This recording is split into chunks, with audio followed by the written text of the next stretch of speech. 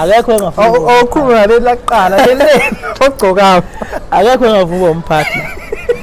yikho nje lokho wahlakaza ukuthi sisiba ngakho kahle ubhoko lwabiza meeting saya endaweni yomunye ubaba wasithola lapha wayesebenza kulije lejwala ukudlala kulibhoko sayohlangana endlini yakhe lo baba masifika lapha uqoko bayihlanganisa zonke ezebhoko ushonile-ke emavikini ambalwa adlule kuyo emakhaya uyongcwaba ibhoko afika athi ngigaqala inkulumo hayi ngithi mina bafowethu sesilahlekelwe-ke manje ibhoko lathikathika senze njalo waqala ukuvela uba abaphathi